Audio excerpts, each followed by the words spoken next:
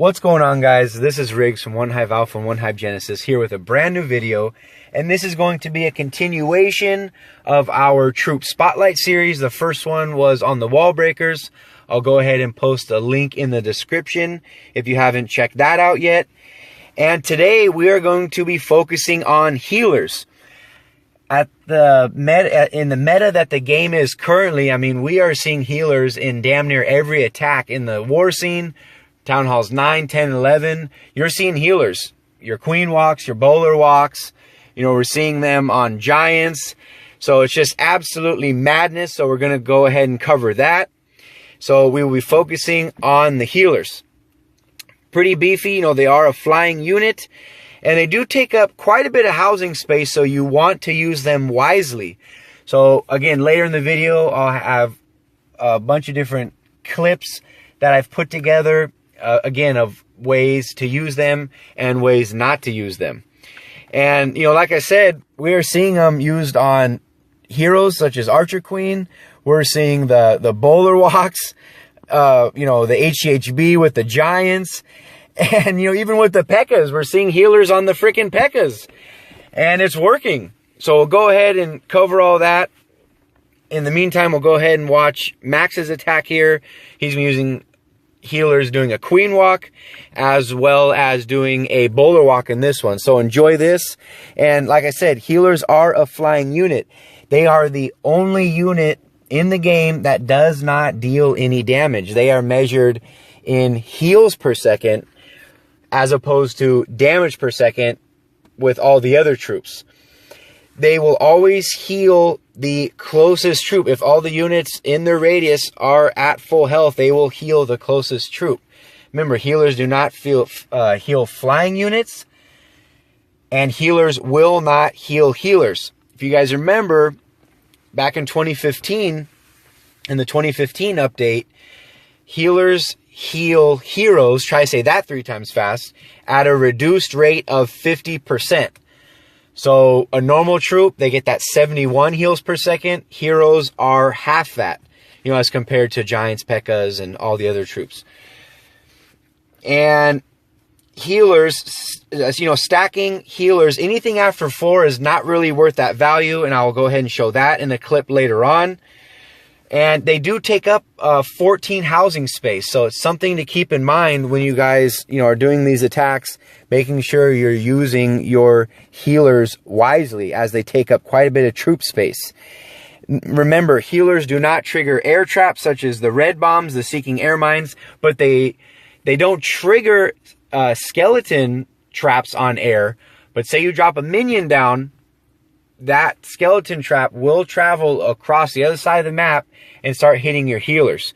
And remember, the Archer Queen range, if you're using them on archers, there is that 5-tile radius, and the healers have that 4-tile radius. So if you have something like a lava pup or archer stuck on your healer, that has happened to me before, she will not see it. So something to keep in mind with the ranges that your healers have, as well as the troops that they're healing, always to keep in mind and making sure you're keeping them protected.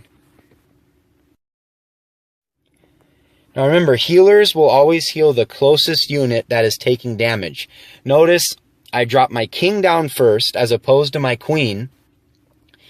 And he was the first unit that took damage, so the healers automatically aggro onto him, and you'll end up doing something like this where you're doing a king walk as opposed to a queen walk. So make sure when you're doing your queen walks that you drop your queen down first. And here's another demonstration. You might remember this from the Noob Nation episode. The wizards get hit with the mortar shell. And again, the queen was not touched. So the healers automatically aggro onto the wizards. End up doing a wizard walk, which is what you do not want. So remember, healers always heal the closest unit that is taking damage. And here's just a demonstration of the threat that air defenses face. Make sure you're planning, when you're planning your queen walks and bowler walks and things like that. Remember, 5 shots on a level 7 air defense will take a maxed healer out. Always remember that air defenses are the #1 threat to your healers. So when you're planning your attacks, make sure that you're checking that 10-tile radius of the air defense, making sure that you keep your healers protected. Another big threat to healers are air sweepers. Something a lot of people don't think about is healers do not heal, as you see there, while they are moving. Healers only heal while they are stopped. And you have to end up doing something like this when you're up against a sweeper, having to drop an early raid spell where you probably normally wouldn't have intended to use it. Always remember that healers do splash damage. They do splash heal. And that is why these HCHB attacks, these P.E.K.K.A. attacks, where these troops stack up on top of each other, as you notice, they're not just healing one troop, they're healing everything in a 2-tile radius. Here's another demonstration of healers under rage, as you're about to see. So I'm doing this queen charge here. Notice she's taking on the 2 X-bows and the cannon. And you'll see she is going to die in a matter of seconds. Poof. She's dead. And now we'll go ahead and look at the same charge, but with the healers under rage. Remember, it's the rage healers, not the rage queen where you're getting your value. So, and remember, those healers, as opposed to the damage per second, they're receiving that 170% heal per second boost, as well as the speed increase under that raid spell. And you can clearly see a difference of the before and after here with the raid. Obviously going to be continuing on just by using that one raid spell that the healers were under. And I'm pretty sure by now you guys know that healers will not heal flying units, and healers will not heal other healers.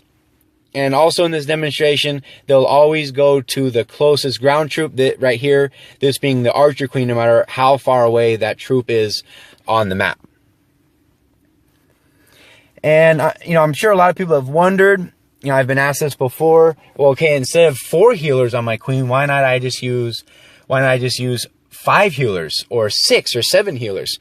Notice Double Op Buck on his queen here, he dropped 7 healers on her.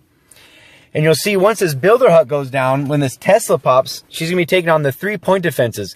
Notice she's losing health just as fast as if there were 4 healers. And after that 2015 update that Supercell had, one of their updates, there was a big reduction from 4 to 6 healers, and from 6 to 8, meaning pretty much there's no increase in the heal value on heroes.